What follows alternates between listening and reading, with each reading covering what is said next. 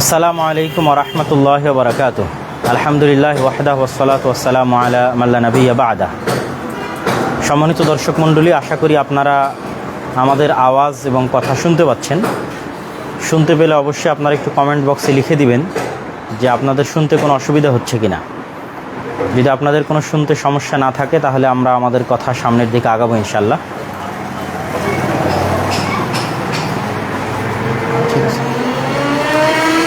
আপনারা সকলেই অবগত আছেন যে নিব্রাস ইসলামিক রিসার্চ ফাউন্ডেশনের পক্ষ থেকে আদ-দাওয়া ইলাল্লাহের মাধ্যমে আদ-দাওয়া ইলাল্লাহের স্বেচ্ছাসেবকগণের সহযোগিতায় যে ভয়াবহ বন্যা বাংলাদেশে সংঘটিত হয়েছে, ফেনী, নোয়াখালী, কুমিল্লা, চাঁদপুর অঞ্চলে, যা মূলত হঠাৎ করে ফ্ল্যাশ ফ্লাড যেটাকে বলা হয়, যে ভারতের ডুম্বুর বাঁধ খুলে দেওয়ায় একসাথে বেশি পরিমাণ পানির আগমন ঘটে, যেই পানির ধারণ ক্ষমতা বাংলাদেশের খালবিলগুলোর, নদী নালাগুলোর ছিল না।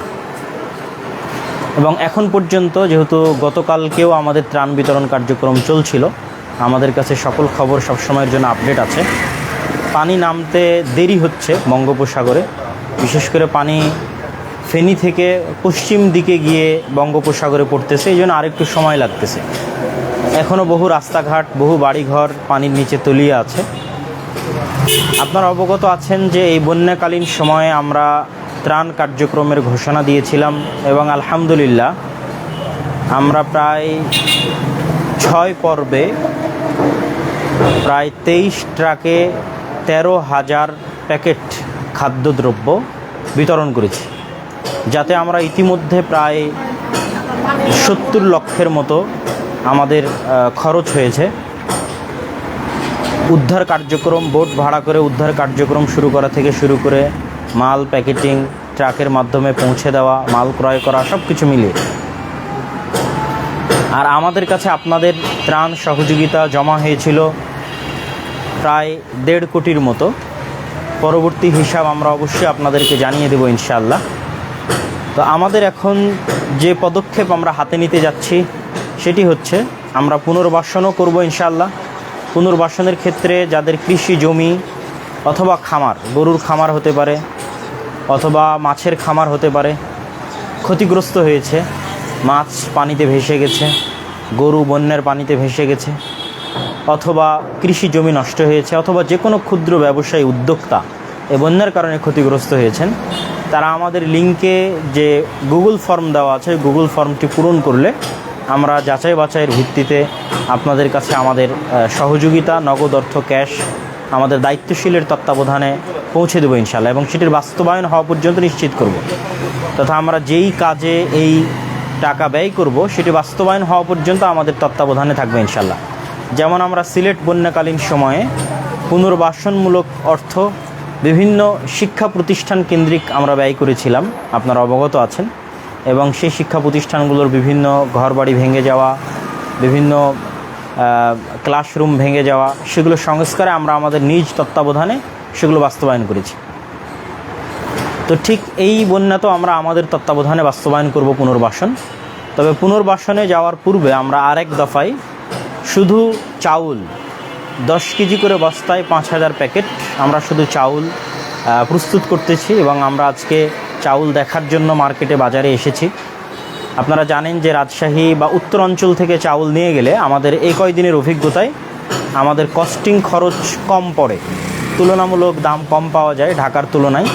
এমনকি পৌঁছে দেওয়া পর্যন্ত যে খরচ পড়ে এই অঞ্চলগুলো থেকে, সেটাও ঢাকায় ক্রয় করার চাইতে কম থাকে।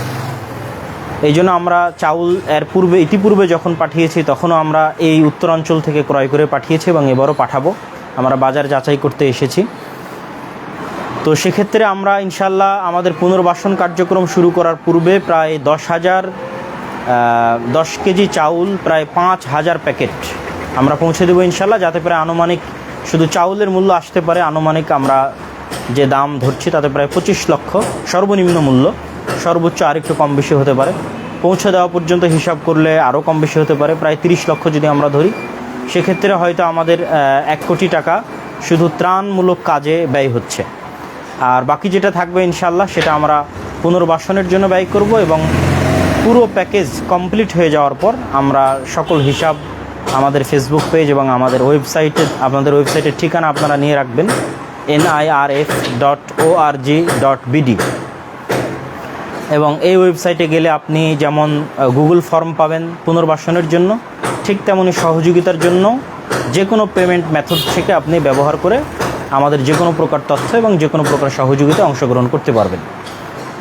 আর আমরা ইনশাল্লাহ অচিরেই এই প্রজেক্ট ক্লোজ করার ঘোষণা দিব, এবং যখন আমরা ঘোষণা দেব সেটিও আপনারা জানতে পারবেন ইনশাল্লাহ। তো আমি আপনাদের সকলের নিকটে দোয়া কামনা করি যেন আল্লাহ সুবহানাহু তাআলা সুষ্ঠুভাবে আপনাদের এই আমানতের অর্থ জনগণের নিকটে, বন্যার্থদের নিকটে পৌঁছে দেওয়ার তৌফিক দান করেন, এবং পরবর্তীতেও যে কোনো জাতীয় ক্রাইসিস মোমেন্টে যেন আমরা আপনাদের পাশে দাঁড়াতে পারি। আল্লাহ সুবহানাহু তাআলা যেন দাওয়া ইলাল্লাহকে এবং NIRF কর্তৃপক্ষকে সেই তৌফিক দান করে, আল্লাহুম্মা আমিন। এবং যারা সহযোগিতা করেছেন তাদের সকলের সহযোগিতাকে যেন আল্লাহ সুবহানাহু তাআলা কবুল করেন। আসসালামু আলাইকুম ওয়া রাহমাতুল্লাহি ওয়া বারাকাতুহু।